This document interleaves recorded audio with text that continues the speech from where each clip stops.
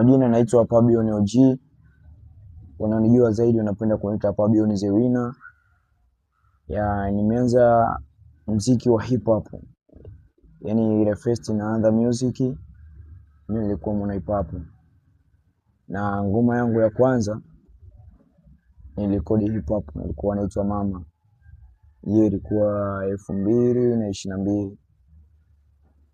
Zoe nikaja nikaishi tena kwenye Bongo Flava. Bongo Flava pale nikatoa ngoma 3.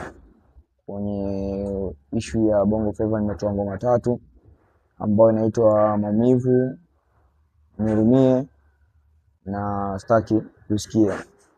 Ngoma 3.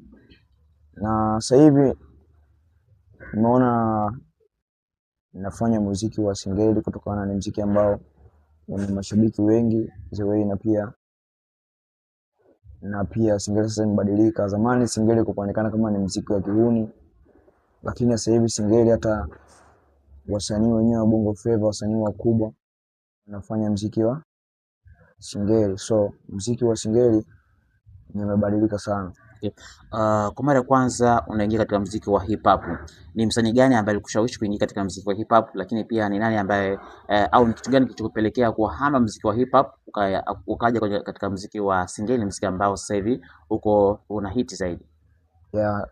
Msanii ambaye alinivutia kufanya hip hop, katika msanii hip hop ambaye alikuwa namkubali na alikuwa ni Ankila Msodoki. Msodoki ni msanii ambaye alikuwa namkubali sana, lakini kitu ambacho kimepelekea na mimi kuachana na muziki wa hip hop, blaza Wizi ashai kunishauri na kwamba ili hip hop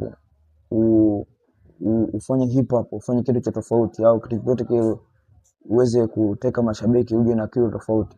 Sasa hivi mwenyewe katika upande wa hip hop nilikuwa namkubali sana Msodoki Ankila.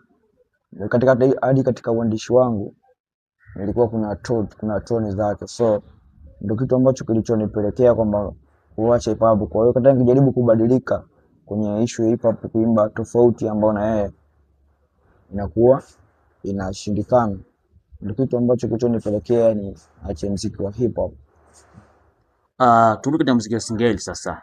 Ni nani ambaye kushawishi kuingia katika muziki wa singeli kwa mara ya kwanza? Unasikiliza ngoma zake unazikubali, lakini pia ukimuona katika majukwaa akiimba akafanya, unavutiwa sana na muziki wa singeli, na ngoma yake ya kwanza ya kwanza kurekodi katika muziki wa singeli, je, unaikumbuka? Tuambie kuanzia safari ya muziki wa singeli ulianzia wapi, na ni nani ambaye alikuwa anakushawishi sana kuingia katika muziki wa singeli? Muziki wa singeli, cha kwanza kitu ambacho kilichonishawishi kuona muziki wa singeli una maudhui kama ya Bongo Flava. Sasa ukiangalia singeli ya sasa na singeli ya zamani ni tofauti kabisa. Kutokana nini? Sasa hivi maudhui ya kwenye singeli hapo kama Bongo Flava.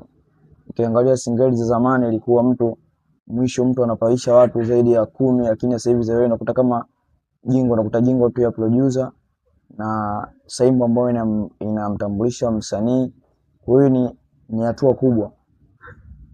Kwa hiyo katika hilo ni kitu ambacho kimenivutia sana, the way kwamba singeli ambao unaweza kuifanya kama Bongo Flava na watu wakitikia wakakubali kitu ambacho naimba.